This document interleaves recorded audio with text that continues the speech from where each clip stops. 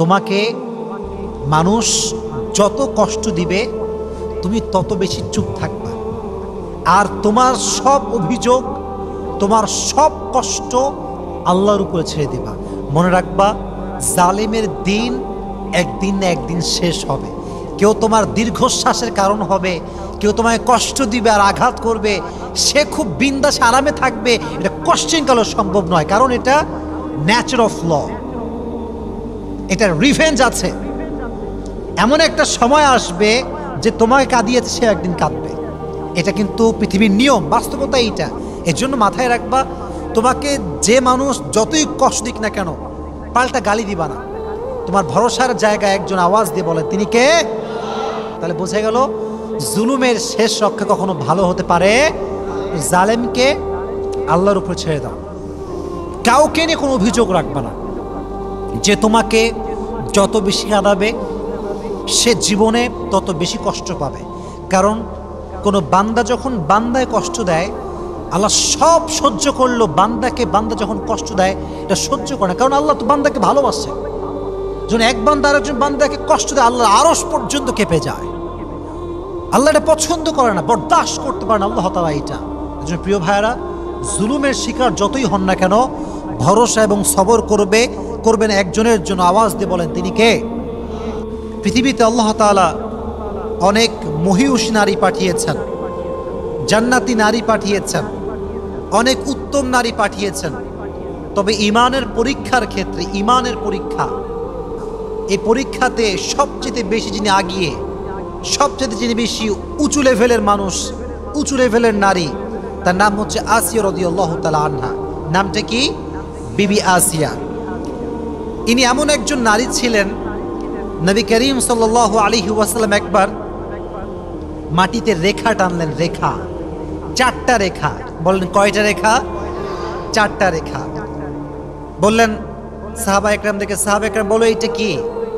সাহাবা একরাম বলে ইয়া রাসূলুল্লাহ ওয়াল্লাহু ওয়া রাসূলুহু আ'লাম, আল্লাহ এবং তার নবী ভালো জানে, আমরা বলতে পারবো না। নবীজি বলেন হচ্ছে 4জন নারীর নকশা আঁকলাম। এক হচ্ছে খাদিজাতুল কুবরা রাদিয়াল্লাহু তাআলা আনহা, 2 নম্বর হচ্ছে আম্মা জান আয়েশা রাদিয়াল্লাহু তাআলা আনহা, 3 নম্বর হচ্ছে ফাতেমা রাদিয়াল্লাহু তাআলা আনহা, 4 নম্বর হচ্ছে আসিয়া রাদিয়াল্লাহু তাআলা আনহা।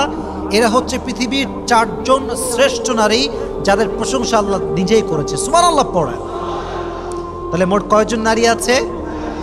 এর মাঝে আসিয়া রাদিয়াল্লাহু তাআলা আনহার নামটা নবীজি বলেছেন কি বলেন নাই? বলেছেন। তাহলে বোঝা গেল আসিয়া রাদিয়াল্লাহু তাআলা আনহার সম্মানটা হচ্ছে অনেক বেশি, অনেক হায়ার লেভেল অফ স্ট্যাটাস তিনি বিলং করেন। এই জন্য আজকে আমরা তার জীবনী নিয়ে কথা বলবো। শোনেন, পৃথিবীতে কিছু কিছু নারী পুণ্য অর্জন করেছে। পুরুষদের মাঝে অনেক পুরুষ জীবনে ইমানের পরীক্ষা দিয়েছে, অনেক নেকি অর্জন করেছে, ইসলামের জন্য স্যাক্রিফাইস করেছে, আল্লাহর জন্য স্যাক্রিফাইস করেছে। তবে ইমানের পরীক্ষায় আমি আগেও বলেছি, আবারও বলছি, ইমানকে প্রমাণ করার ক্ষেত্রে সবচেয়েতে একজন নারী বেশি এগিয়ে, তার নাম কি বলেন তো? হচ্ছে, বলেন নামটা কি? আসিয়া রাদিয়াল্লাহু তাআলা আনহা। মনে রাখবেন, আসিয়া হচ্ছে ফেরাউনের স্ত্রী। ফেরাউনের নাম শুনছেন আপনারা সবাই? মিশরের 2nd রামসিস ছিল তিনি। তো সে ছিল তৎকালীন সময়ের সবচেয়ে বদমাইশ, জালেম, এবং তার শানে তিনি বলাটা আসলে যায় না। সে হচ্ছে সবচেয়ে জালেম শাসক ছিল ফেরাউন। মূলত ফেরাউন কোনো ব্যক্তির নাম নয়, এটা আমরা মনে করি এটা ব্যক্তির নাম। মনে রাখবেন, ফেরাউন কোনো ব্যক্তির নাম না। তৎকালীন সময়ে মিশরে যেই গভর্নর হতো, যেই প্রধানমন্ত্রী হতো, তার নাম থাকতো ফেরাউন। তবে এই ফেরাউনের নাম সবচেয়ে বেশি হাইলাইট কেন? কারণ এর কথা কোরআনে আছে। এই সবচেয়ে বেশি জালেম ছিল। এই ফেরাউন মুসা আলাইহিস সালামকে কষ্ট দিয়েছে, আসিয়াকে কষ্ট দিয়েছে, এটা হচ্ছে সেই ফেরাউন। তাহলে বোঝা গেল ফেরাউন কোনো ব্যক্তির নাম নয়, বরং তৎকালীন সময় মিশরে যেই গভর্নর হতো তার নাম হতো কি? আওয়াজ নেই, বলেন নাম ছিল কি?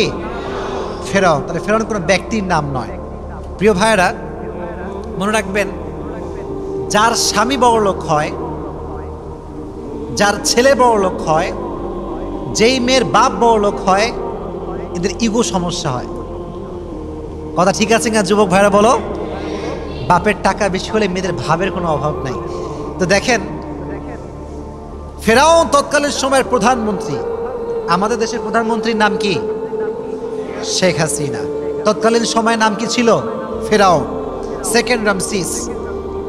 তো বিবি আসিয়া প্রধানমন্ত্রীর স্ত্রী, গভর্নরের স্ত্রী, তবুও তার আচার আচরণ, ভালোবাসা, ব্যবহার এতটা সুন্দর ছিল, কখনো তার ব্যবহারে অহংকার প্রকাশ পেত না। সুবহানাল্লাহ পড়ে। তাহলে নারীর জীবনীতে একটা গুরুত্বপূর্ণ অংশ হচ্ছে, প্রিয় বোনেরা আমার, জীবনে যদি সুখী হতে চান ইগো কমাবার দরকারটা যুবক ভাইরা আছে না নাই? আছে। অনেক মেয়ের ইগো সমস্যা। মনে রাখবেন, একটি সম্পর্ক সুন্দর হয় তখন ইগো না থাকে যখন। একটা সম্পর্কে ইগো থাকলে ইগোতে পুরো সম্পর্ক নষ্ট হয়ে যায়। আমি মনে করি পৃথিবীতে সবচাইতে সুন্দর সম্পর্কের নাম হচ্ছে স্বামী স্ত্রীর সম্পর্কের, কারণ এখানে কোনো ইগো থাকে না। কিন্তু আপনি দেখেন যত হারাম রিলেশনশিপ, এর ভেতরে একটা ইগো আছে না নাই? কথা বলেন যুবক ভাইরা, আছে না নাই? তুমি মেসেজ না দিলে আমি দিব না, তুমি রিপ্লাই না করলে আমি রিপ্লাই করব না, এই যে একটা ইগো। স্বামী স্ত্রী ভালোবাসা এত সুন্দর, স্বামী রিপ্লাই না করলে বউ খালি কল করতেই থাকে। সুবহানাল্লাহ। কারণ এই যে ভালোবাসা, এটা ঢুকিয়ে দিয়েছে একজন। আওয়াজ দিয়ে বলেন তিনি কে? তা আমি আমার ওয়াজেও বলি, আজকেও আসিয়ার জীবনী বলতে গিয়ে বলে ফেলছি একটা কথা। পৃথিবীতে কিছু কিছু নারী কখনো সুখী হতে পারে না। তার ভিতর থেকে এক নাম্বার নারী হচ্ছে সেই নারী যে নারীর ভিতরে ইগো আছে, সে কখনো সুখী হতে পারে না। কারণ ইগো যার আছে তার কপালে ভালো কোনো ছেলে জুটে না। কারণ ভালো ছেলেরা কখনো ইগোওয়ালা মেয়েকে পছন্দ করে না। ভালো ছেলেরা সবসময় বিনয়ী মেয়েকে পছন্দ করে। বলেন তো, নবীজির সর্বপ্রথম স্ত্রীর নাম কি ছিল? মাশাআল্লাহ, বলেন নাম কি ছিল? আচ্ছা, তিনি কি অহংকারী ছিলেন না বিনয়ী ছিলেন? সবচেয়ে ধনী মানুষ তিনি, ইগো নাই। আর আজকালকার মেয়েরা একটু ফর্সা হইলে ভাবে আর বাঁচে না, এরকম মেয়ে আছে না নাই যুবক ভাইয়েরা? তো মেয়েদেরকে আমি হার্ট করছি না, আঘাত করছি না। এই বন্ধুকে বলছি, বোনেরা আমার, জীবনে সুখী হতে চাইলে ইগো রাখা যাবে না, এক নাম্বার। দুই নাম্বার আর একটা বিষয় বলেই ফেলি, নারীরা যদি সুখী হতে চায় অভিযোগ করা যাবে না। অনেক মেয়ের খালি অভিযোগ, আমার স্বামীর এইটা ভালো না, ওইটা ভালো না, আমার স্বামী এইটা পারে না, ওইটা পারে না। এরকম অভিযোগওয়ালী নারী আছে না নাই বাংলাদেশে? আল্লাহ মা বোনদেরকে অভিযোগ মুক্ত জীবন দান করুন, সকলেই পড়া আমিন। তো ফেরাউনের যুগে একজন নবী ছিলেন। নবীর নাম ছিল কি বলতে পারবেন? মূসা। বলেন নাম কি ছিল? মূসা আলাইহিস সালাতু ওয়াস সালাম। ওয়াজে আমরা ঢুকে যাচ্ছি, তাকবীর দেন, লিল্লাহি তাকবীর। ফেরাউন একদিন স্বপ্নে দেখতে পেল একজন ছোট্ট শিশু মিশরে জন্মগ্রহণ করবে, যে শিশু আমার রাজ্যকে ধ্বংস করবে, আমার বাদশাহত্বকে ধ্বংস করবে, আমার যে ধর্ম আমি পালন করি সে ধর্মকে সে পরিবর্তন করবে, আমি যে প্রভু দাবি করি আমার প্রভুর দাবিকে সে মাটির নিচে মিশিয়ে ছারখার করে দিবে। এটা সে স্বপ্নে দেখলো। কেউ যদি এই স্বপ্ন দেখে যে আমার রাজত্ব শেষ হয়ে যাবে, তার কি আর ঘুম আসার কথা? ফেরাউনের ঘুম হারাম। কেই ছেলে, কেই শিশু, রাজ্যের সবাইকে ডাকলেন তিনি। তৎকালীন সময়ে ফেরাউনের মন্ত্রীর নাম ছিল হামান। নাম ছিল কি? হামান। তো হামান পরামর্শ দিল যে জনাব, আপনার উচিত একটি আদেশ জারি করা যে বনি ইসরাইলে, এই মিশরে যত শিশু গ্রহণ করবে ছেলে হলেই হত্যা করবে। নাউজুবিল্লাহ পড়েন। ছেলে হলেই হত্যা। আদেশ জারি হয়ে গেল। তো বর্ণিত আছে যেই সময়ে হত্যার আদেশ বন্ধ ছিল সে সময়ে মূসা আলাইহিস সালাতু ওয়াস সালামের ভাই হারুন, নাম কি প্রিয় ভাইরা? এই যুবকেরা ইসলামিক ইতিহাস জানতে হবে, ইতিহাস বুঝতে হবে, জানতে হবে। আমার পুরো রিসার্চ আমি তোমাদেরকে আধা ঘন্টায় শেয়ার করছি। যারা তোমরা আছো যুবকেরা, অনেকে কলেজে পড়ো, তোমরা স্কুলে পড়ো, অনেকে কম ধারণা আছে বিষয়গুলোতে, ভালো করে বুঝবা। ফেরাউন যে সময়ে ছিলেন বাদশাহ, এই মাইকে প্রবলেম হয়েছে, সাউন্ডটা ঠিক করে দাও একটু। আচ্ছা, যেটা বলছিলাম, তো সেই যুগে ফেরাউনের যুগে একজন নবী, সে নবীর নাম ছিল কি? মূসা। এইদিকে তাকান, নবীর নাম ছিল কি? মূসা। নবীর আরেকজন ভাই ছিল, ভাইয়ের নাম ছিল কি? হারুন আলাইহিস সালাতু ওয়াস সালাম। তো যখন হারুন আলাইহিস সালাতু ওয়াস সালাম জন্মগ্রহণ করেন তখন হত্যার আদেশ বন্ধ ছিল, কিন্তু মূসা আলাইহিস সালাতু ওয়াস সালাম যখন জন্মগ্রহণ করেন তখন হত্যার আদেশটা জারি ছিল। তো মূসা আলাইহিস সালাতু ওয়াস সালামের আম্মাজান বড় ভয় পেলেন যে আহা, যদি আমার সন্তানকে হত্যা করে তাহলে আমার কি হতে পারে, তাহলে আমার কি অবস্থা হতে পারে। তিনি অনেক ভীতু হয়ে গেলেন, অনেক ভয় পেলেন যে আমার কি হতে পারে। তখন তিনি যে কাজটি করলেন সেটি হচ্ছে ওনার সন্তানকে তিনি গোপনে লালন পালন শুরু করলেন, গোপনে, কেউ জানতো না। একটা বাচ্চা যে জন্মগ্রহণ করেছে তার ঘরে কারো কোনো খবরই ছিল না, তবুও ভেতরে একটা ভয়, ফেরাউন যদি জানতে পারে, যদি লিক হয়ে যায়, খবর হয়ে যায়, তাহলে আমার কি হবে। তো আল্লাহ তাআলা আদেশ করলেন যে হে মুসার মা, কথা কি বোঝা যায় যুবক ভাইরা? বলেন, কথা বোঝা যায়? যায় যায় তাকবীর দেন, লিল্লাহি তাকবীর। আল্লাহ তাআলা মুসা আলাইহিস সালাতু ওয়াস সালামের মায়ে একটা আদেশ বুঝাই দিলেন যে তুমি তোমার সন্তানকে ছোট্ট একটা কাঠের বাক্স তৈরি করো, কাঠের বাক্স তৈরি করে তুমি তোমার সন্তানকে নীল দরিয়ায় ভাসিয়ে দাও। তো যখন আল্লাহ তাআলা আদেশ করলেন তখন তিনি তাই করলেন। ছোট্ট একটা বাক্সতে মুসা আলাইহিস সালাতু ওয়াস সালামকে বন্দী করলেন, বন্দী বলতে রাখলেন, এবং তাকে তিনি ভাসিয়ে দিলেন। তবে প্রিয় ভাইয়েরা, আল্লাহ তাআলা ওয়াদা করেছিলেন তুমি আমার উপরে ভরসা করে বাচ্চাকে ভাসিয়ে দাও, তোমার বাচ্চাকে ফেরত দিয়ে দিবে একজন। আওয়াজ দিয়ে বলেন তিনি কে? সাউন্ডে কোনো সমস্যা হচ্ছে? তো আমি যেটা বলছিলাম, আল্লাহ তাআলা তাকে হৃদয়ে চিন্তা দিলেন যে তুমি তোমার বাচ্চাকে ভাসিয়ে দাও। তো বাচ্চাকে ভাসানোর পরে মজার ঘটনা দেখেন, খুব ভালো করে খেয়াল করবেন। বলেন তো, মূসা যখন জন্মগ্রহণ করেছিলেন তখন কি হত্যার আদেশ বন্ধ ছিল না জারি ছিল? বন্ধ ছিল না জারি ছিল? জারি ছিল। তো এই বাচ্চাটা ভেসে ভেসে ভেসে কার কাছে আসছে জানেন? ফেরাউনের যেই প্রাসাদ, প্রাসাদের সামনে যে দরিয়ার ছোট্ট একটা নালা চলে গিয়েছে সেখানে এসে থামছে। তো বিবি আসিয়া রাদিয়াল্লাহু তাআলা আনহা এবং তার বান্দি যারা ছিল, দাসীরা, সব বসেছিল সেখানে। ছোট্ট একটা কাঠের সিন্দুক ভেসে আসছে, সবে অবাক, কিরে এইটা, কিরে এইটা। যখন খুলেছে দেখছে এত সুন্দর ফুটফুটে বাচ্চা, এতটা সুন্দর বাচ্চা, যতটা সুন্দর বাচ্চা তারা জীবনে কখনো দেখে নাই। সুবহানাল্লাহ পড়ে। নবীর চেয়ে তো এমনি সুন্দর হয়। তো দেখে আল্লাহর কি জেলা খেলা, এটা বড় বোঝা, বড় দায়। তো আসিয়া রাদিয়াল্লাহু তাআলা আনহার অনেক পছন্দ হলো। উনি বললেন ঠিক আছে, এই বাচ্চাকে তোমরা নিয়ে আসো, এ আমার ঘরে থাকবে। এবং ফেরাউন তো যতই হোক স্বামী, তো স্বামী হলে ভালোবাসা স্ত্রীর প্রতি থাকেই, থাকে না?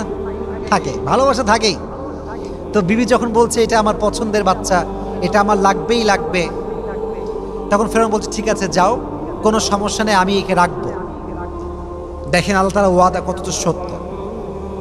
মনোযোগ আছে সবার? আচ্ছা বলেন তো, মূসা আলাইহিস সালাতু ওয়াস সালাম একজনের নবী, তিনি কে? বলেন তিনি কে? সব ক্ষমতা একজনের হাতে, তিনি কে? মায়ের মন তো ব্যাকুল যে আমি আমার সন্তানকে দরিয়ায় ভাসিয়ে দিয়েছি, কোথায় গেল আমার সন্তান? অস্থির হয়ে গিয়েছে। ওয়াসবাহা ফুআদ উম্মি মূসা ইন কাদাত লাতুবদি বিহি লাউলা আরবাতনা আলা কুলুবিহি লিতাকুনা মিনাল মুমিনিন। আল্লাহ বলছে আমি মূসার মায়ের অন্তরকে ঠান্ডা করে দিলাম, কারণ যদি আমি ঠান্ডা না করতাম সে অস্থির হয়ে যেত। কি হয়েছে ঘটনা? এই বাচ্চা কারো দুধ খায় না, রাজ্যে এত মহিলা, এত মেয়ে, কারো দুধ খায় না। এদিকে মূসার যেই বোন ছিল সে তার পিছে পিছে আসছে। মূসা যায় কোথায়, কোথায় ভেসে ভেসে যায়, সে সব দেখতে পাইছে যে মূসা কোথায় আছে, কোন অবস্থায় আছে। এবং যখন মূসাকে রাজ্যে ঢুকানো হয়েছে সে কেউ দুধ খাচ্ছে না এই খবরও সে পেয়ে গিয়েছে। তখন সে বলছে সবাইকে ডাক দিয়ে, আচ্ছা আমি যদি একজন নারীর সন্ধান দিয়ে আপনাদেরকে, এমন নারী যে নারী এখানে আসলেই বাচ্চাটা দুধ পান করবে, আপনাকে তাই গ্রহণ করবেন? সে বলছে অবশ্যই, নিয়ে আসো। কোথায় সেই মহিলা? আল্লাহর আদেশ দেখেন, সঙ্গে সঙ্গে সে গিয়ে মুসা আলাইহিস সালামের মায়ের কাছে গেলেন, গিয়ে বললেন যে এই ঘটনা, আপনাকে এখন ফেরাউনের কাছে যাওয়া লাগবে। নিয়ে আসছে। নিয়ে আসার পরে যখনই বাচ্চা কোলে নিয়েছে, সঙ্গে সঙ্গে বাচ্চাটা দুধ পান করতে শুরু করে দিয়েছে। সুবহানাল্লাহ পড়ে। তো যখন দুধ পান করতে শুরু করছে, ফেরাউনের মনে সন্দেহ, কিরে এই বাচ্চা কারো দুধ পান করে না, এই মহিলার দুধ কেন পান করে? ভেতরে একটা সন্দেহ যুবক ভাইরা আছে না নাই? আছে। তখন বলল, এই কি খবর, এই বাচ্চা তোমার দুধ কেন পান করছে? কি ব্যাপার, সমস্যাটা কোথায়, বা বাস্তবতা আসলে কি?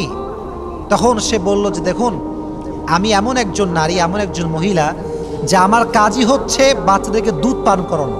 এজন্য যে কোনো বাচ্চাই আমার দুধ সহজে পান করে, এই জন্য এই বাচ্চাও খুব সহজে আমার দুধ পান করেছে। এই যে একটা উপস্থিত জবাব, এটা মুসার মায়ের অন্তরে ঢুকাই দিয়েছে। একজন আওয়াজ দিয়ে বলে, তিনি কে? এবার আল্লাহর কি সুন্দর আমানত রক্ষা। ফরাদাদনাহু ইলা উম্মিহি কাই তাকাররা আইনুহা ওয়া লা তাহজান ওয়া লিতা'লাম আন্না ওয়া'দাল্লাহি হাক্কু ওয়ালাকিন্না আকসারহুম লা ইয়া'লামুন। আল্লাহ বলছেন, ওয়াদা সবাই ভাঙতে পারে, কিন্তু ওয়াদা একজন ভাঙতে পারেন না, তিনি কে? এবার হামান বলল, ঠিক আছে, এই মহিলাকে আমাদের প্রাসাদে রেখে দাও, এবং প্রত্যেক নারীর যেই বেতন, তার চেয়ে ডবল বেতন দিয়ে নারীকে রাখা হোক। সুবহানাল্লাহ পড়ে। আল্লাহ তাআলা মুসা আলাইহিস সালামকে তার মায়ের গর্ভে ফিরিয়ে দিলেন। আমরা ঘটনার দিকে আসছি, আসিয়ার জীবনের মেইন চ্যাপ্টারে আমরা আসছি। এটা বলতেই হবে, আসিয়ার জীবনী বলতে গেলে মুসা আলাইহিস সালামের জীবনীটা উল্লেখ করাটা অনেক বেশি জরুরি একটা বিষয়। তো দেখেন, যখন মুসা বড় হল, প্রথমে হচ্ছে শৈশব, তারপরে কৈশোর, তারপরে যৌবন। যখন একটু যুবক হয়েছে, তাগড়া কিছুটা যুবক, একটা অকাজ করে ফেলছে, একটা ভুল কাজ করে ফেলেছে। আচ্ছা, মাঝে মাঝে আমাদের মাঝে ঝগড়া লাগে না? ঝগড়া লাগে কি লাগে না? লাগে। মনে করেন আপনি রাজশাহী সিএনবি আছে না, এই কথা কয় না, আছে না নাই? গেছো তোমরা? গেছো? কখন গেছো? আচ্ছা, তো দেখছেন ওখানে গিয়ে মারামারি লাগছে, দুজন ছেলে পেলে খুব মারামারি। এই কি রে, তোমার বাড়ি কোথায়? বলছে এতে লিলো ভাই, আমি এখানকার, জি আমি এখানে বাড়ি। আরে বলছে তোর বাড়ি কোথায়? বলছে আমার বাড়ি চট্টগ্রাম। বলছে কি, চট্টগ্রামের ছেলে রাজশাহীর ছেলেকে মারছে?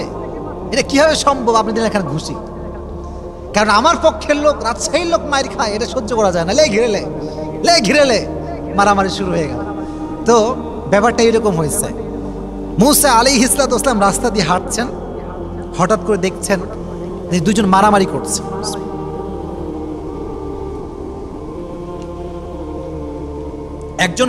একজন হচ্ছে মুসা আলাইহিস সালামের বংশের লোক, আরেকজন হচ্ছে বাহিরের লোক। তো মুসা তার পক্ষের লোকের মানে পক্ষ নিতে গিয়ে এমন একটা ঘুষি মারছে ওই লোককে, এক ঘুষিতে জায়গায় শেষ, মরে গেছে, জায়গাতেই ডেড, স্পট ডেড।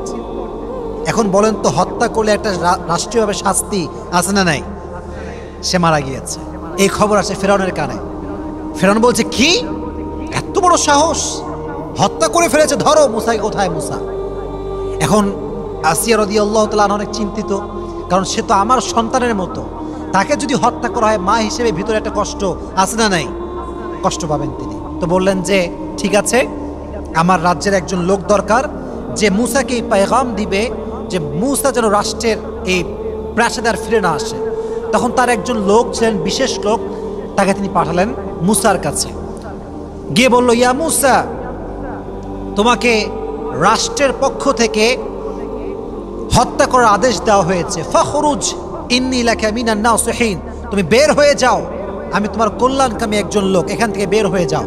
তো মুসা আলাইহিস সালাম মিশর ত্যাগ করলেন, এবার গেলেন মাদায়েন। শহরটার নাম কি শুনি নাই? মাদায়েন, বলেন নাম কি? চলে গেলেন। চলে যাওয়ার পরে দীর্ঘদিন সময় পার হয়ে গেল, মুসা আসে না আসে না আসে না আসে না। এবার আসেন মেন কাহিনীতে। তাকবীর দেন, লিল্লাহি তাকবীর। বহু লম্বা সময় পার হওয়ার পরে মুসা আলাইহিস সালাতু ওয়াস সালাম ফিরে আসছেন, তবে একা ফিরে আসেন নাই, তার ভাইকে নিয়ে আসছেন। আর তিনি কোনো সাধারণ যুবক হয়ে ফিরে আসেন নাই, তিনি আল্লাহর নবী হয়ে ফিরে এসেছে। সুবহানাল্লাহ পড়েন। রাজ্যে খবর পড়ে গেল যে মুসা ফিরে এসেছে এক সত্যের পেগাম নিয়ে, সত্যের বাণী নিয়ে মুসা ফিরে এসেছে। সবাই অবাক, কিসের বাণী মুসা নিয়ে আসছে?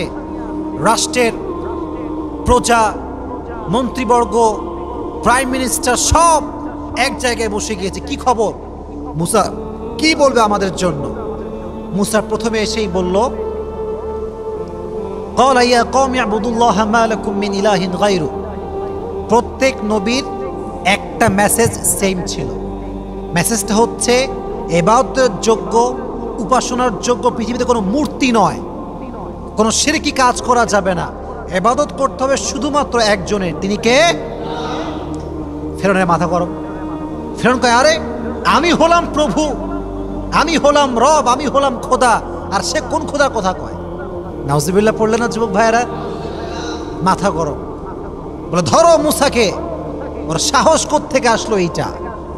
এবার শুরু হলো মুসার সঙ্গে দ্বন্দ্ব, সেই দ্বন্দ্ব। কিন্তু সত্যের বিজয় তো সুনিশ্চিত, সত্য কখনো হারতে পারে না। মুসা আলাইহিস সালাতু ওয়াস সালাম প্রত্যেকটা ধাপে, আপনারা জানেন যে একটা জাদুর খেলা হয়েছিল, আপনারা শুনছেন সবাই কথাটা, জাদুর খেলা। যে মুসা আলাইহিস সালাতু ওয়াস সালামের লাঠি বিশাল বড় সাপ হয়ে গিয়েছিল, জাদুকরদের সব সাপ, বাঘ, সিংহ সব খেয়ে ফেলেছে। তো ফেরাউন প্রত্যেকটা ক্ষেত্রে হার মেনে গিয়েছে ফেরাউন মুসার সামনে, কারণ এটা তো কোনো মিথ্যা বাণী নয়, এটা একজনের বাণী। তিনি কে? এবার ফেরাউনের মাথা মারাত্মক গরম, বাসায় ফিরে আসছে। ফেরাউন বলছে, এবার আমি মুসাকে হত্যা করব, যেটাই হোক না কেন, দারুনি আক্তুল মুসা, আমি হত্যা করেই ছাড়বো। ওয়ালিয়াদউ রাব্বাহ, সে যতই ডাকুক না কেন তার রবকে, আমি তাকে হত্যা করেই ছাড়বো। মনে রাখবেন, সত্য যখন মানুষের সামনে প্রকাশিত হয়ে যায় তখন দুর্বল মানুষ আর চুপ থাকে না। মনে রাখবেন, বিড়াল যখন বাধ্য হয়ে যায় তখন সে সিংহকেও হামলা করে। ঠিক কিনা যুবক ভাইরা বলেন? যখন সে বাধ্য হয়ে যায় তখন একজন যুবক দাঁড়িয়ে গিয়েছে, দাঁড়িয়ে বলছে, ফেরাউন, আমি বিশ্বাস করি যে মুসা যে দাবি করেছে সেটা দাবি তো সত্য। তুমি কি আতাকতুলুনা রাজুলান আইয়াকুলা রাব্বি আল্লাহ ওয়া ক্বাদ জাআকুম বিল বাইয়িনাতি মির রাব্বিকুম?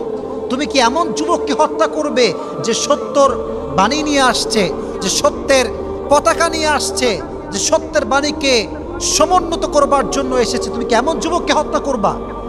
ফেরাউন কয়, কিরে, আমার গোলামও তার পক্ষের লোক, ধর এরে। যখনই ধরতে যাবে সে পালাই গেছে। কিন্তু অবাক করা বিষয় হচ্ছে, তার একজন স্ত্রী ছিল, সে ছিল ফেরাউনের বান্দি, ফেরাউনের দাসী। যুবক ভাইয়েরা একটা কথা মাথায় রাখবেন, এখন আসলে গোলাম আমরা ব্যবহার করি না, দাসী আমরা ব্যবহার করি না। আগের যুগে দাসী ছিল কিছুটা স্ত্রীর মতো। এটা নলেজে রাখবেন যে স্ত্রীর সঙ্গে যেমন সহবাস করা যায় এখন, এটা হালাল, এবং এটা নবীজির হাদিসের মাধ্যমে, কোরআনের মাধ্যমে এটা স্পষ্ট প্রমাণিত। তবে তৎকালীন সময়ে দাসীর সঙ্গে সহবাস করা হালাল ছিল। তো প্রত্যেকটা বাদশাহ, বড় বড় লোক, বড় প্রধানমন্ত্রী বলেন, বড় ধনী বলেন, সবার দাসী ছিল। তো তার যে দাসী ছিল ফেরাউনের, এই দাসীর স্বামী ছিল এই যুবকটা, যে যুবকটা ফেরাউনের বিপক্ষে স্লোগান তুলেছিল। এটা বড় মর্মান্তিক ঘটনা। এই ঘটনা আর তারপরে একটা ঘটনা, এই দুটো শুনলে আমাদের আলোচনা আজকে শেষ হয়ে যাবে। ফেরাউন বলল, ঠিক আছে, যেহেতু সে পালিয়ে গিয়েছে, এবার তার বউকে ধরো। বউকে নিয়ে আসছে, যুবতী মেয়ে, বয়স খুব বেশি একটা নয়, দুইটা মাত্র মেয়ে। কয়টা মেয়ে? তোমরা সবাই বলো যুবক ভাইরা, কয়টা মেয়ে? দুইটা মেয়ে। একটা হচ্ছে হাঁটতে পারে, কথা বলতে পারে, আর একটা হচ্ছে কোলের শিশু। কিসের শিশু? কোলের শিশু, বাচ্চা, একদম বাচ্চা। এই তুমি কি ঈমান এনেছো? এই বাদী, তুমি কি ঈমান এনেছো? স্পষ্ট ভাষায় বলছে, আমি আল্লাহর উপরে ঈমান এনেছি। ঈমান কাকে বলে? তো বলছে, তুমি যদি মুসার উপরে ঈমান এখন না ছাড়ো, আল্লাহকে যদি অবিশ্বাস না করো, আমার প্রভুত্ব যদি তুমি স্বীকার না করো, তোমাকে আমি আগুনে পুড়িয়ে মারব, তোমার সন্তানদেরকে আমি আগুনে পুড়িয়ে মারব। এই সবাই যাও, আগুন জ্বালাও, খড়ি নিয়ে আসো। আগুন বিশাল বড় লম্বা এড়িয়ে ধরে আগুন জ্বালানো হয়েছে। বলছে ঈমান আনবা? বলছেন ন, আমি আল্লাহকে বিশ্বাস করে। এই ওর বাচ্চাকে ধরো।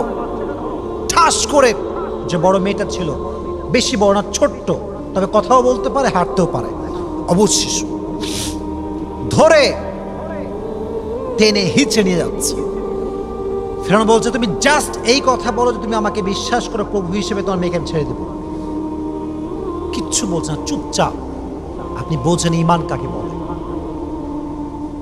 ঈমান কাকে বলে? টেনে হিচড়ে বাচ্চাকে নিয়ে গিয়ে ঠাস করে জ্বলন্ত আগুনে ফেলাই দিচ্ছে। যেমন ভাবে আমরা পেঁয়াজি ভাজি, আলুর চপ ভাজি, গরম চুলার উপরে যখন তেল দিয়ে পেঁয়াজ যখন ফেলা হয়, ঠাস করে একদম ভাজা হয়ে আমাদের সামনে, চোখের সামনে ভেসে ওঠে। মেয়েটার পুরো গায়ের রক্ত, গোস্ত আগুনে ফেলার সঙ্গে সঙ্গে পুড়ে ছারখার হয়ে বিচ্ছিন্ন হয়ে গিয়েছে। মা তার চোখের সামনে সব দেখছে, সব দেখছে। যদি একবার বলে তোমাকে আমি বিশ্বাস করি, প্রভু হিসেবে বিশ্বাস করি, সব মাফ পেয়ে যাবে, বলছে চুপচাপ। প্রথম মেয়েকে শেষ, জ্বালিয়ে পুড়িয়ে ছারখার। এবার ছোট্ট বাচ্চা, কোলের শিশু, মা কোলে নিয়ে আছে। এবার বাচ্চাকে নেওয়া হয়েছে। কোলের শিশু তো কিছুই বোঝে না, ও তো মাও চিৎকার করতে পারে না, খালি ম্যা ম্যা করছে, ম্যা ম্যা করছে। আর মায়ের হৃদয়টা ভেঙে চুরে চূর্ণ বিচূর্ণ হয়ে যাচ্ছে। একদিকে ফেরাউন, আর একদিকে আমার ঈমান, আমি কোনটা বাঁচাবো? এবার তখন বাচ্চাকে নিয়ে যখন আগুনে ফেলেছে ছোট্ট শিশুকে, পুড়ে ছারখার হয়ে গিয়েছে। মায়ের হৃদয়টা ভেঙে চুরে চূর্ণ বিচূর্ণ হয়ে গিয়েছে, চোখের অশ্রু শুকিয়ে গিয়েছে, কাঁদতেও পারছে না, ভেঙে চুরে চূর্ণ বিচূর্ণ হয়ে গিয়েছে। আল্লাহ বলছে, জিবরাইল, মায়ের চোখের পর্দা হটিয়ে দাও।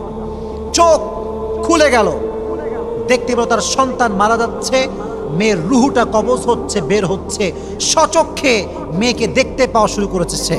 তার মেয়ে ডাক দিয়ে বলছে, আম্মা জান, টেনশন করবেন না, ওয়ালা তাখাফ ওয়ালা তাহজান, আমরা অচিরেই জান্নাতে একসঙ্গে সাক্ষাৎ করব। সুবহানাল্লাহ পড়ো। আল্লাহ সাক্ষাৎ করাই দিলেন মেয়ের সঙ্গে। তো যখন দুই মেয়ে শেষ আগুনে পুড়ে, এবার বান্দির পালা। বান্দিকে একদম ধরে টেনে হিচড়ে আগুনের দিকে নিচ্ছে। যখন আগুনের দিকে নিবে, বলছে থামো থামো থামো, একটু থামো, টিফ টিফ টিফ, একটু থামো, ওয়েট এ মিনিট, আমি একটা কথা বলবো, একটা আবদার আছে। ফেরাউন বলছে, কি আবদার বলো? বলছে যে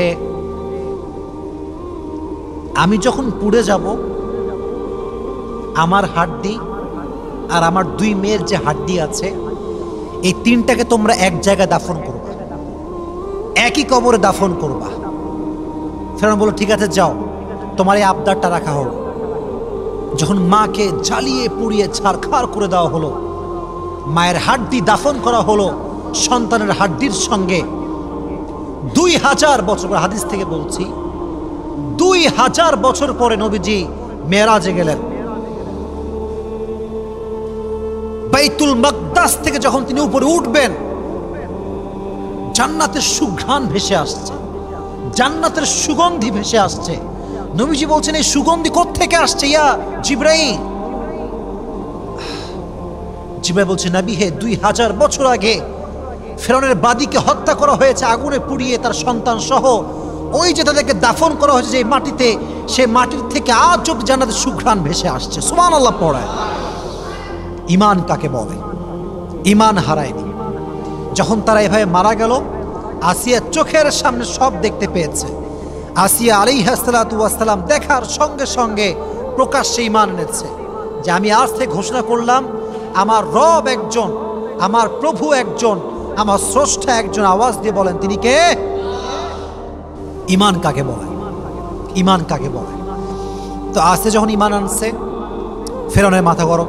হ্যাঁ, তুমি আমার বউ, তুমি আমাকে প্রভু হিসেবে মানবা না?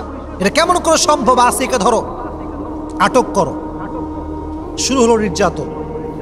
জেলখানায় প্রথমে বন্দি করা হলো। আসিয়া ঈমান আনে না। 2 নম্বরে তার, দেখেন এদিকে তাকান, জুলুম কাকে বলে দেখেন। একটা কাঠ আনা হলো, কাঠ, কাঠ চেনেন না আপনারা সবাই? কাঠ, কাঠ নিয়ে আসছে, কাঠে প্যারেক ঢুকাইছে, প্যারেক। এদিকে তাকান, প্যারেকের 2টা মাথা থাকে, একটা হচ্ছে আগা আর একটা হচ্ছে গোড়া। দেখবেন যে যে আগাটা একদম চিকন, খেয়াল করছেন? আগাটা কেমন হয় ভাই? চিকন না হলে তো ঢুকবে না, চিকন হয় দেখবেন। আর উপরেরটা ওটা একটু একটু মোটা হয়। তো প্রত্যেকটা কাঠে প্যারেক ঢুকাইছে, প্যারেক। প্যারেকের আগা যখন বের হয়েছে, হালকা করে বের করছে, প্রত্যেকটা কাটা এভাবে বের হয়ে আছে, কাঠের ভেতর থেকে এভাবে ঢুকে। কথা কি বোঝা যায় আমার? যাচ্ছে যাচ্ছে, বোঝা যাচ্ছে? এই কাঠের উপরে আসিয়া তো মেয়ে মানুষ, আমরা জানি যে মেয়ে মানুষের শরীরের চামড়া জেনুইনলি অনেক নরম হয়। পুরুষদের চামড়া মোটামুটি শক্ত হয়, আর জিম করলে আরও শক্ত হয়, কিন্তু মেয়েদের চামড়া এমনিতে নরম হয়। তো আসিয়াকে ধরে বেঁধে এই কাঁটাযুক্ত কাঠে শোয়াই দেওয়া হয়েছে। কি বর্বরতা, কি নির্যাতন, কি নির্যাতন, কি জুলুম! ঈমান আনবি না মানে ঈমান আনতে হবে তোকে আমার উপরে, তো রবকে তুই বিশ্বাস করতে পারবি না। আসিয়া তবুও ঈমান ছাড়ে নাই। এবার আসিয়াকে বের করা হয়েছে, আগুনের তাপ লেলিহান শেখা তার পিঠে ছ্যাঁক দেওয়া হয়েছে। এরকম অনেক জুলুমের কথা আমরা শুনতে পেয়েছি, আমরা পড়েছি। সব কথা আমি বলতে চাচ্ছি না এবং আমি বলবো না। সর্বশেষ যতটা জুলুম করা হয় ততটা ঈমান বাড়ে। যতবার জুলুম করে ততবার আসিয়া পড়ছে লা ইলাহা ইল্লাল্লাহ মুহাম্মাদুর রাসূলুল্লাহ সাল্লাল্লাহু আলাইহি ওয়াসাল্লাম। ঈমান ছাড়া না। সর্বশেষ ফেরাউন বুঝতে পারলো যে একে দিয়ে আমার আর কাজ হবে না, একে শুলিতে চড়িয়ে দাও, শুলি নিয়ে আসো। আমি আমার যে ইমোশনটা আছে আমি বলতে পারছি না, মানে আমার ভাষাটা আসছে না আর কি, আমি পারতেছি না বলতে আর কি। শুলি নিয়ে আসা হলো, আসিয়াকে বেঁধে শুলিতে চড়ানো হলো, বেঁধে দিয়ে একদম। তখন আসিয়া বুঝতে পারলেন যে আমার সময় বেশি একটার বাকি নাই, দিন শেষ, দুনিয়ার জীবন এখানেই শেষ হয়ে যাবে। তখন তিনি দোয়া করলেন। এদিকে তাকান, দোয়াটা শোনেন, শেষ কথা এইটা। إذ قالت رب ابن لي عندك بيتا في الجنة ونجني من فرعون وعمله ونجني من القوم الظالمين। আল্লাহ, আমি আর পারবো না, এই জুলুম সহ্য করা আমার পক্ষে সম্ভব নয়। তুমি তোমার এই বান্দি আসিয়ার জন্য জান্নাতের পাশে একটা ঘর তৈরি করে দাও। সুবহানাল্লাহ পড়ায়। যখন আসিয়ার রুহুটা কবজ হবে, যখন তিনি এই প্রচন্ড তাপে, প্রচন্ড কষ্টে, জুলুমের শিকার হয়ে মারা যাবেন, আল্লাহ তার চোখের পর্দা খুলে দিলেন। তিনি যখন তার রুহু কবজ হবে, তখন তিনি তার স্বচক্ষে জান্নাতের সব নাজ ও নিয়ামত দেখতে শুরু করে দিলেন। সুবহানাল্লাহ। পরীক্ষা কাকে বলে? শুলিতে চড়ে দিয়েছে, শুলিতে চড়ে মারা গিয়েছে, শেষ, প্রত্যেকটা চামড়া খসে পড়েছে, রক্ত বের হয়েছে, ঈমান ছাড়ে নাই, ঈমান ছাড়ে নাই। এজন্য আমি শুরুতে একটা কথা বলেছিলাম বারবার, যে পৃথিবীতে অনেক নারী এসেছে, অনেক ঈমানের পরীক্ষা দিয়েছে, অনেক পুরুষ এসেছে, অনেক ঈমানের পরীক্ষা দিয়েছে, বাট একজন নারীর ঈমান সবচেয়ে শক্ত ছিল, যিনি ঈমানের পরীক্ষায় উত্তীর্ণ হয়েছিলেন। তার নামটা কি? যদি বোঝেন আরো জোরে বলেন, নামটা কি? মা বোনদের জন্য, আমাদের জন্য এখান থেকে শিক্ষা নেওয়ার দরকারটা যুবক ভাইয়ের আছে না নাই? এজন্য আজ থেকে আমাদের শিক্ষা হচ্ছে, বাতিল যতই আমাদেরকে জুলুম করুক না কেন আমরা কখনো ঈমান হারাবো না। রাজি আছেন তো ইনশাআল্লাহ? এক নাম্বার শিক্ষা হচ্ছে ঈমানটা মজবুত হতে হবে। যে কোনো সিচুয়েশন হোক না কেন ঈমানের বাহিরে যাওয়া যাবে না। আমার সঙ্গে বলেন, এবার আমাকে রিপ্লাই করতে হবে। এতক্ষণ ওয়াজ শুনেছেন, এখন রিপ্লাই করেন। যত অবস্থা খারাপ হোক না কেন ঈমানের বাহিরে যাওয়া, ঈমানের বাহিরে যাওয়া। 2 নাম্বার শিক্ষা এটা, উপরে মাইক আছে, আমার বোনেরা আমাকে শুনছে আমি জানি, অনেক মুরব্বী দাদিরা নানিরা আমার বোনেরা আমাকে শুনছে আমি জানি। বলেন তো আসিয়ার স্বামীর নাম কি ছিল? এই তো মাশাআল্লাহ, নাম কি ছিল? এত ওয়াজ করলাম এতক্ষণ ধরে, কোন ওয়াজে কি বুঝতে পারছেন যে আসিয়া তার স্বামীর সঙ্গে খারাপ ব্যবহার করেছে? বুঝি নাই। করেছে? ফিরআউন কি ভালো মানুষ না খারাপ মানুষ? হিসেবে তারা জুতা দিয়ে পেরানোর কথা, জুতা দিয়ে মারার কথা। শিক্ষা, স্বামী যত খারাপ হোক, যতই খারাপ হোক, স্ত্রী তার ব্যবহার খারাপ করতে পারবে না, পারবে না। হ্যাঁ, যদি একান্ত না হয়, একান্তই ভালো না হয়, গাঁজাখোর, মদখোর, নেশা করে, নামাজ পড়ে না, সর্বোচ্চ শেষ লেভেল হচ্ছে তালাক, ডিভোর্স। ডিভোর্স দিয়ে দেন একদম, সব নিয়ম কানুন মেনে, যেটা আপনার খুলা তালাক আছে, যেভাবেই হোক স্বামী থেকে পরিত্রাণ পান, কিন্তু খারাপ ব্যবহার শুনি নাই। খারাপ ব্যবহার করা 2 নাম্বার। 3 নাম্বার যে শিক্ষাটা, এটা প্রাসঙ্গিক না, অপ্রাসঙ্গিক। কারণ আসিয়ার জীবনে জানতে গেলে একজন নবীর জীবন জানতে হয়। নবীটার নাম কি ছিল? মাশাআল্লাহ, নাম কি ছিল? মুসা আলাইহিস সালাতু ওয়াস সালাম। এই যুবকরা হতাশ, আমরা অনেকেই হতাশ, যে যারে চাইছে আসে না কেন। অনেকে আছে না এরকম, যে বিয়ে করছে একজনে কিন্তু হয় না, আরেকজনে ভালোবাসে, এরকম যুবক ভাইরা হয় না? হয় না? হয়। দেখো, একটা কথা এখান থেকে শিক্ষা আছে, আল্লাহ যার জন্য যা নির্ধারণ করে রেখেছে তা সঠিক সময়ে আল্লাহ দিয়ে দিবে। শুধুমাত্র অপেক্ষা করতে হবে, ভরসা করতে হবে একজনের উপরে। তিনি কে?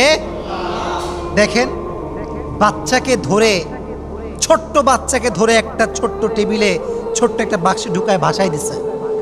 ভরসা একমাত্র আল্লাহর উপরে, যে আল্লাহ আমাকে দিবে, আমার বাচ্চা আল্লাহ আমাকে ফেরত দিবেই দিবে। ফেরত পাইছে না? কথা বলেন, পাইছেন রাজশাহীর ভাইরা?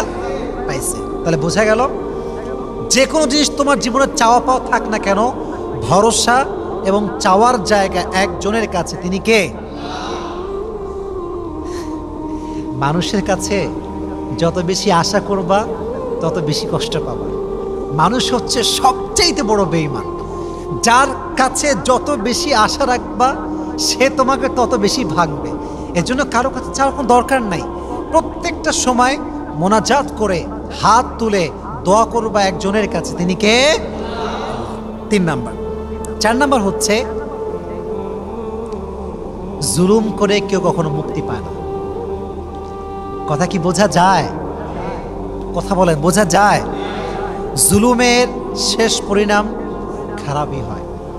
জুলুম করে কেউ কখনো রেহাই পায় না। এই জন্য আমি তোমাদেরকে বলি, দেখো, এই যে মেয়েরা অনেক বেঈমান আজকাল, অনেকে এই যুবকদের সঙ্গে প্রেম টেম করে বিয়ে করে টাকলাকে, বিয়ে করে সরকারি চাকরিজীবী। কেন মেয়ে বাংলাদেশে আছে না? কথা বলো, আছে না? নাই? সব মেয়ে না, কিছু কিছু মেয়ে আছে।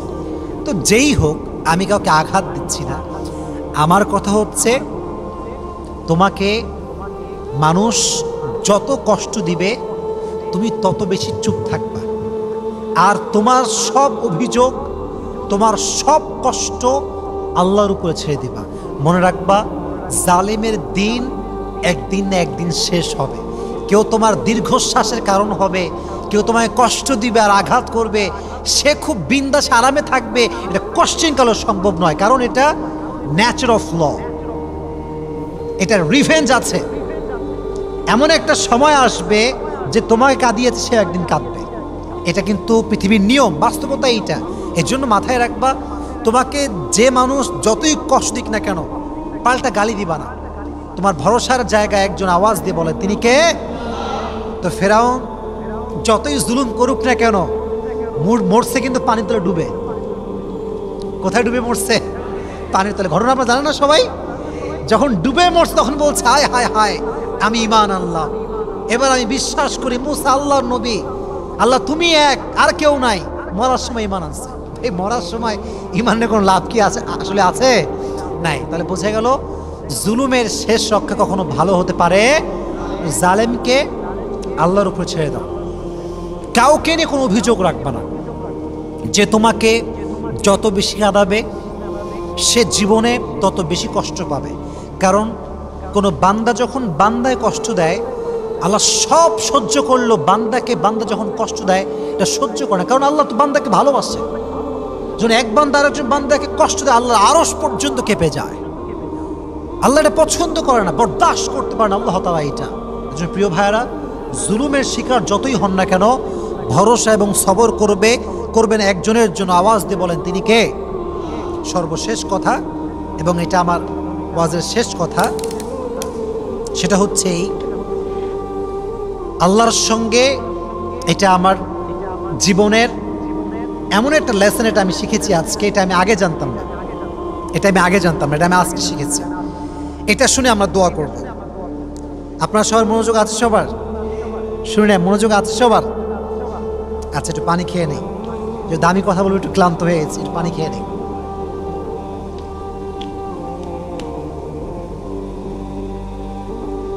আচ্ছা, আমরা সবাই আল্লাহকে ভালোবাসি তো? বলেন ভালোবাসি তো? বলেন ইনশাআল্লাহ ভালোবেসে যাবো ইনশাআল্লাহ। মনে রাখবেন, ভালোবাসা এটাকে উর্দুতে বলা হয় মোহাব্বত। এটাকে বলা হয় কি? সবাই বলেন, আবার বলেন। আচ্ছা, এই ভালোবাসার আর একটা ওয়ার্ড আছে, এটাকে বলা হয় উর্দুতে ইশক। এটা কি বলেন দেখি? ইশক। মোহাব্বত মানেও ভালোবাসা, ইশক মানেও ভালোবাসা। তবে আল্লাহকে মোহাব্বত করলে হবে না, আল্লাহর সঙ্গে ইশক করতে হবে। কি করতে হবে? মোহাব্বত না ইশক? ইশক।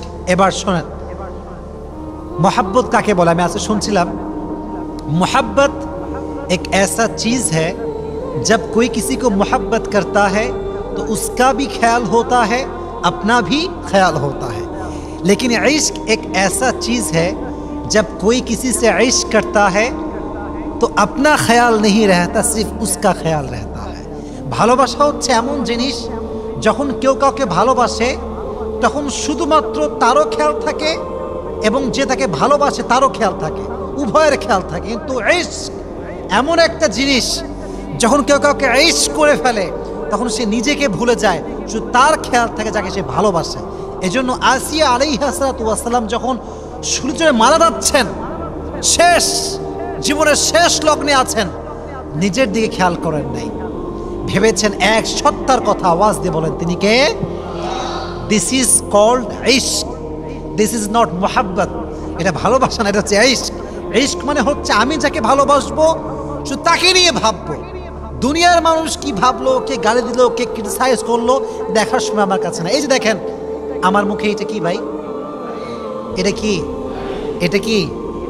এটা কি? জুব্বা। এটা কি?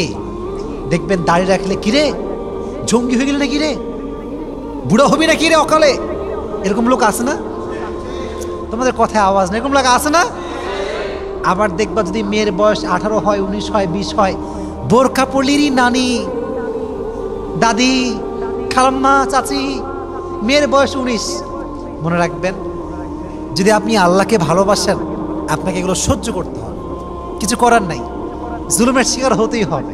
এই জন্য আমি সবসময় বলি, আল্লাহকে ভালো তো বাসবেন, তবে এটা কি মোহাব্বত হবে না ইশক হবে? পেছনে ভাইরা কথা বলে, শেষ কথা বলেন না, মোহাব্বত হবে না ইশক হবে? আল্লাহ সবাইকে এটা আমল করার তৌফিক দান করুন। সকলেই পড়া আমিন।